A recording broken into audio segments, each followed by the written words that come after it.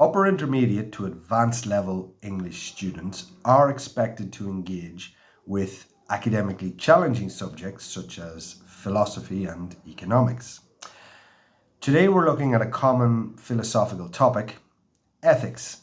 Now, typical ethical questions for upper intermediate to advanced level English students usually include: how important is it for you to buy ethically made products?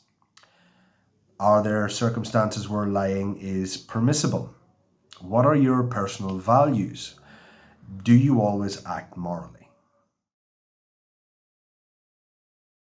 The most common answer that I've got over the years to this type of question is, I feel better when I act morally.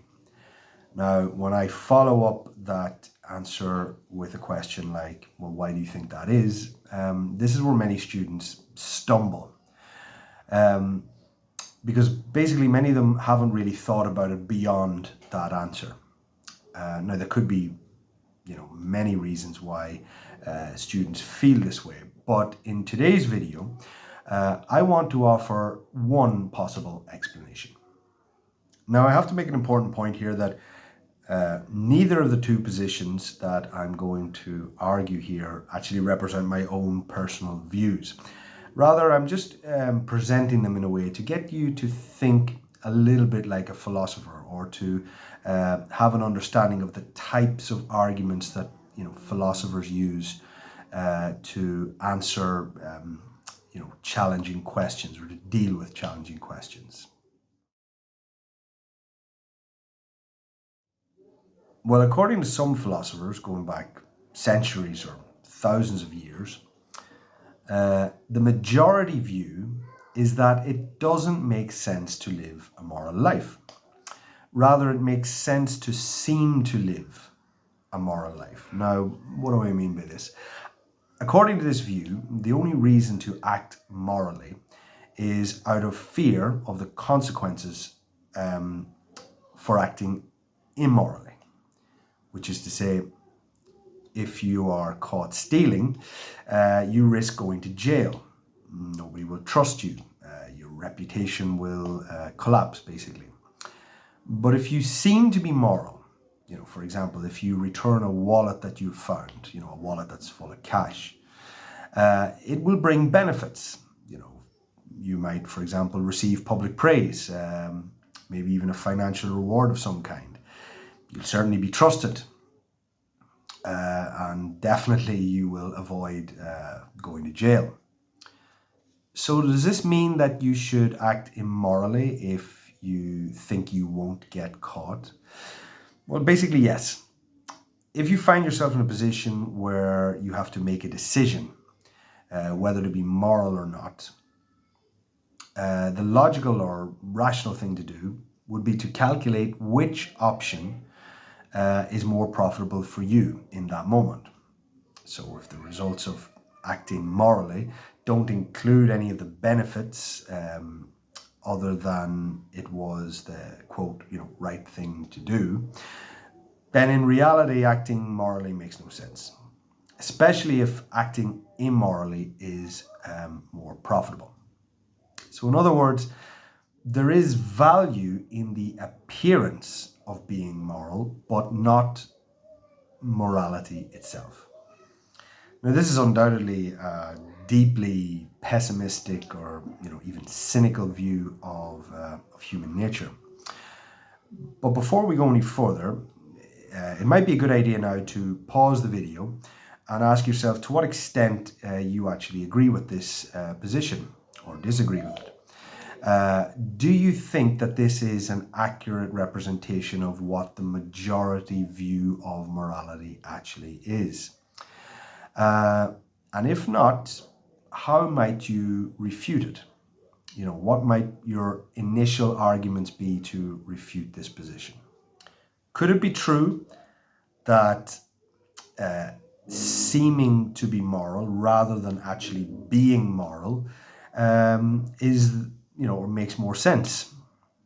If you find yourself panicking right now because, despite being possibly horrified by the position, you also might find yourself unable to refute it, or find any logical or rational reason why this is not a good position to have. Well, in that case, take heart, because Plato actually did offer a response to this. And with that, we turn to Plato's response, his argument from mental health.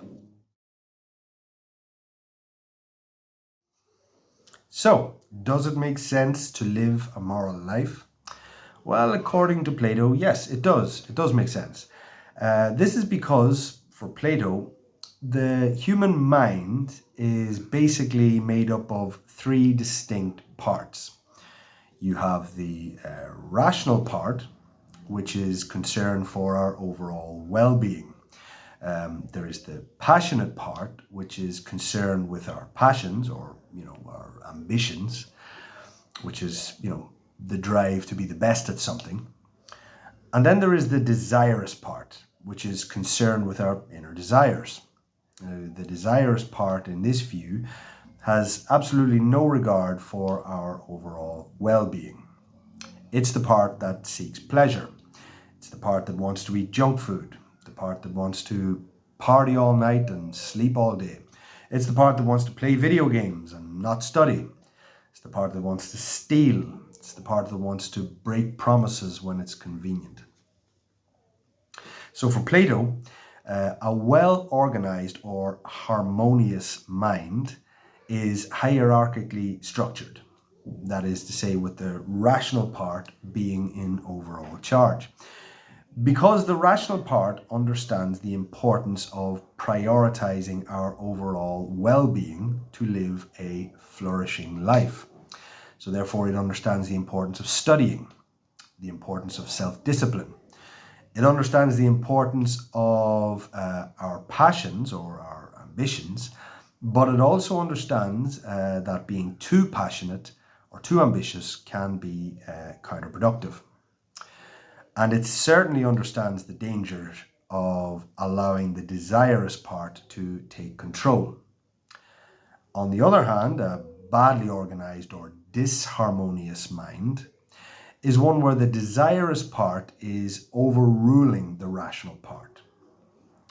So, acting immorally, for example, stealing, demonstrates that the desirous part is making your decisions, which for Plato shows that you are, in effect, suffering from mental illness.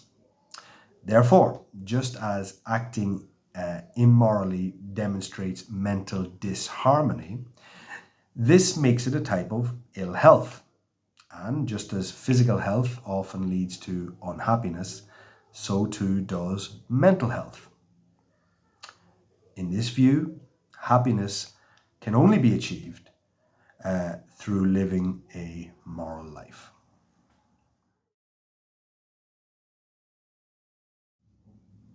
So, do you agree with Plato?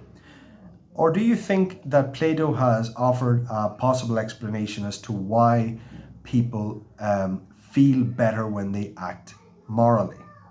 In other words, is acting immorally inconsistent with positive mental health?